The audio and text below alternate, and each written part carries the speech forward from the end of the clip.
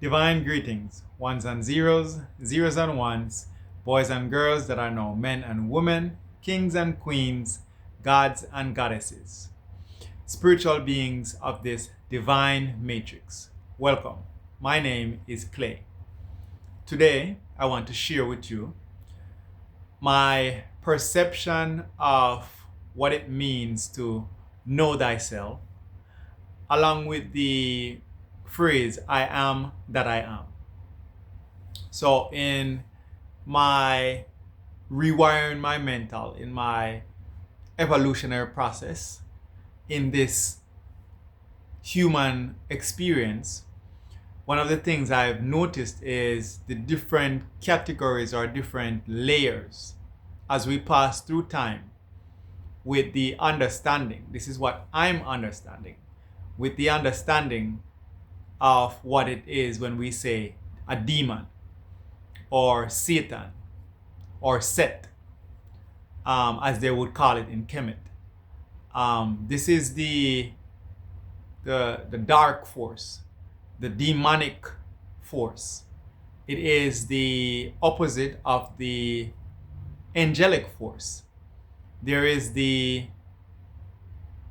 malevolent force and there's the benevolent force. The malevolent force is the one we equate to bad, and the benevolent force is the one we equate to good. There's light and there's dark. There's left and there's right. There's up and there's down. There's infinite, there's finite. There is superior and inferior. This is the dualistic world that we live in. There's the both ends of the pendulum. We have two eyes and we have a third eye to balance that vision. So one of the most important things that I'm realizing is as the sun rises, and we say it is the rising, or some people would say it's in the morning, you see light. We equate that with light. And then when the sun sets and disappears from our vision and it becomes dark, we say there's no light. Now, one of the things to understand, one of the things I'm understanding, is that even when you say there's no light, there is light. When we, through our perception of our two eyes, for example, see darkness, it is for us to understand that there is still light. And one of the examples is night vision glasses or night vision goggles. With night vision goggles, it can be pitch black. And once you put those goggles on, then there is light emanating from different matter, from different aspects, from different features that are in the dark. So that is a way to have an understanding that even when we say light, there is dark in the light, there is light, and there is dark light. So as we see that there's these dualistic perspective, one of the things that I'm seeing is that is knowing the difference when I say there's a demon, like I have a demon. And I'm careful to not attach my I am to the demon. So I won't say I am a demon. I have a demon. It's different from I am a demon. I do my best in my awareness to not practice the energy of I am a demon, because I am not a demon. That would be being a hypocrite to my soul. What I am is that I am a spiritual being. And a spiritual being we equate to a light being. And that light being has within it darkness. And within that darkness, there is the demon.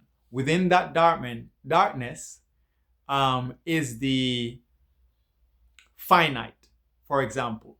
Another example, or a better example, is I am that I am is infinite. And the demon that is within the I am that I am is finite. So I am that I am is a light being. I am a light being. Within me, there is the shadows. That shadow is also light. There's shadow light. And then within that shadow, there is the finite. There is the demon. There is the physical. There is the flesh. There is what the Bible considers the 666, the mark of the beast, right? And the mark of the beast is human. Your human is the mark of the beast. One of the examples to prove that the human is the mark of the beast, you can look at it scientifically, is the 6 protons, 6 neutrons, 6 electrons.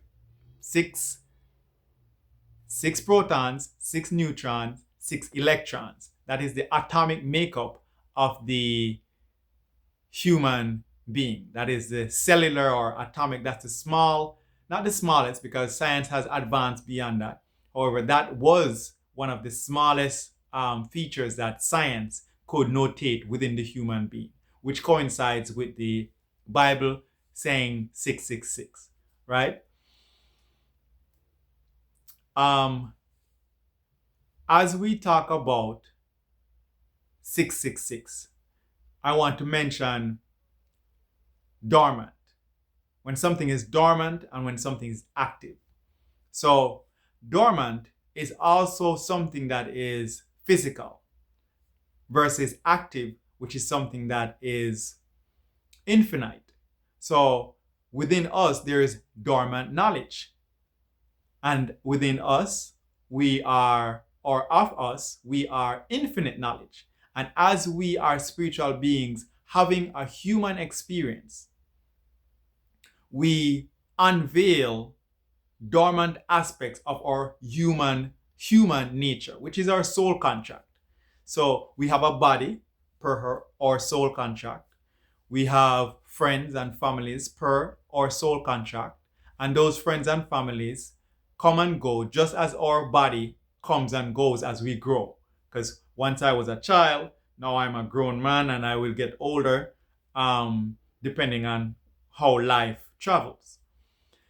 So what I'm saying here is that one of the greatest things that I've come to understand, stand under, overstand, understand, is that we are spiritual beings having a human experience, and that human, the flesh, is the demon, right? Now, as I say, the human is the demon.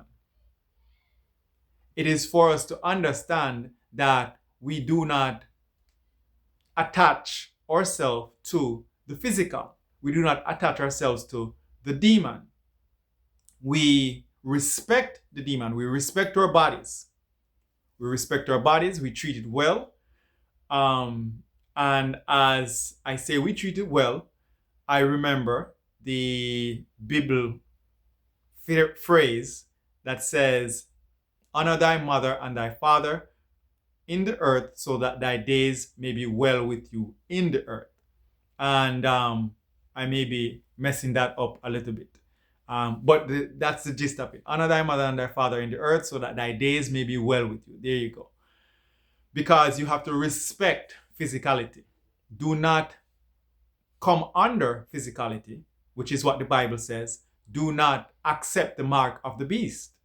Never accept the mark of the beast. Always respect the mark of the beast. Always respect your 6 neutrons, 6 electrons, and 6 protons. Always respect that. That is the trinity of affairs that exist in order to manifest the physical, and we must respect our divinity in that way.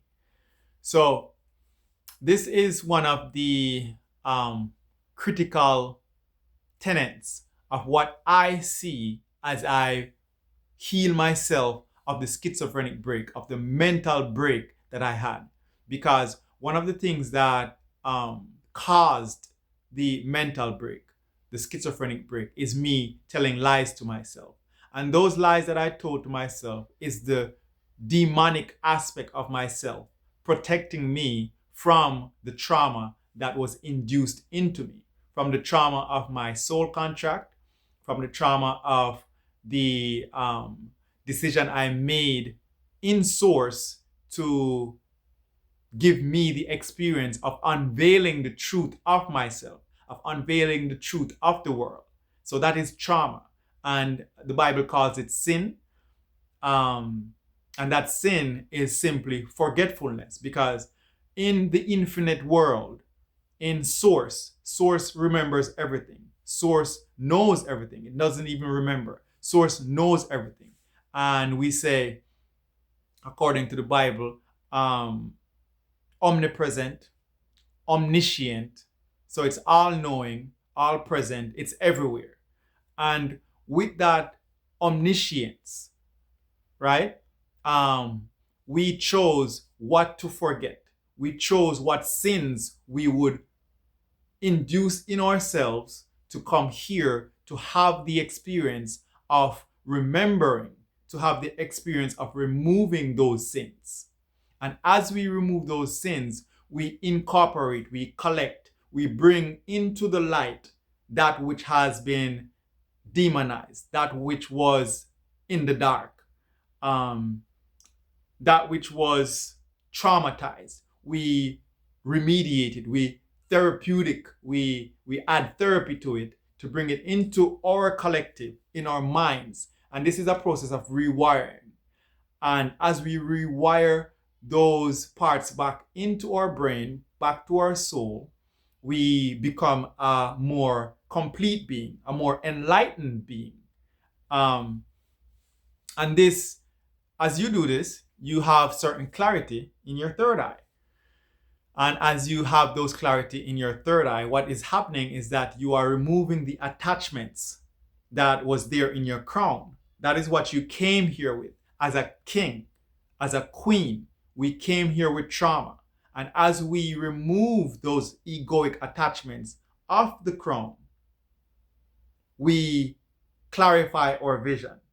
We lighten our hearts, because our heart has the grief and our hearts have the understanding.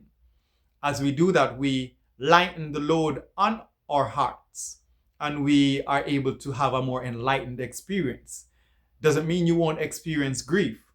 However, in removing the grief, you will experience joy. You will experience pleasure.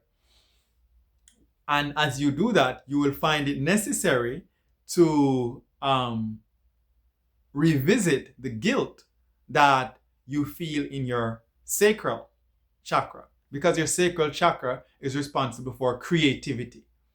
Your sacral chakra is the emotional chakra. That's the chakra that leads to whatever it is that you create. That's the chakra that's going to tie into your crown, because your crown is where you made the attachments, your egoic attachments. And once you remove it from your crown, you remove the guilt from your sacral chakra, or vice versa. As you remove the guilt from your sacral chakra and you process those energies through your energy centers, your chakras, your SEHKEMRAS, as you process it through those energy centers, you become egoless, right? And as you do that, you strengthen your identity, because your identity is in your solar plexus. That's where identity comes from. Solar. We are all sons and daughters of the earth. However, even the daughter has a son, as we all witness the SON, right? So we are soul beings. That's the soul contract that we have from the sun, the solar sun, solar, right? And that is, now here is another aspect that I've come into accepting, that I've come into embodying, is my understanding and respecting of the demon. Now, the demon also has two aspects. This is my understanding. the demon has two aspects. And keep in mind that the demon is the material. The demon is actually the illusion. So what I'm talking about is understanding how the illusion works, how we play with the illusion, how we use the illusion to bring us reality, and in it bringing us reality, we have the truth of what it is. So here is something also. We command the demon. We command the demon as to what to do. Meaning, the power that the demon has is the power that we gave to it. Because we are spiritual beings and we are the ones with the infinite abundance. We are the ones with source. Everything comes from us. Energy is neither created nor destroyed. One of the things that we say in Jamaica, wafio can't be unfeel. Wafio cannot be unfeel. You created it, only you can command it. Whatever you get in life, you deserve it. It is for you to transmute that and claim your abundance. So it is for you to know thyself. Anyways, now, two aspects to the demon. There is the misappropriated ego, and there is what I would call a misappropriated intuition. And that is not really, keep in mind that it's an illusion. The misappropriated intuition, the misappropriated ego is the physical, and the misappropriated intuition is in representation of the emotional. Now, energy in motion, that's emotions, energy in motion. And there's only two energies. There is the fear energy and there is the love energy.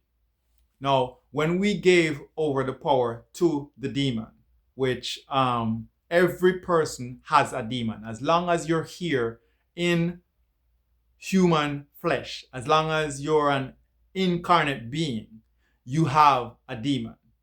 Now, there are, according to our karma, different aspects of, or different levels to what a person may experience as the demon.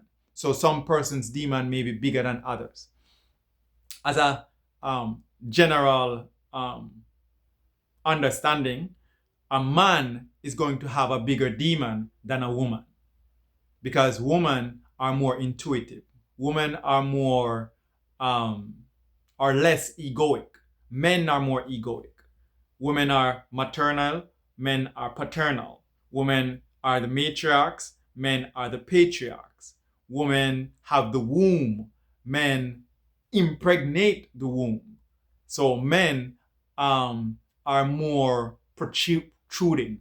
Men are more egoic. And it is that misappropriated ego, because we all have ego. There's a divine ego and there's a misappropriated ego. The misappropriated ego is the one that is, we gave the power to hide our trauma. And when we gave the power to it to hide our trauma, it uses fear energy. So it uses the misappropriated intuition, which is the bad instructions.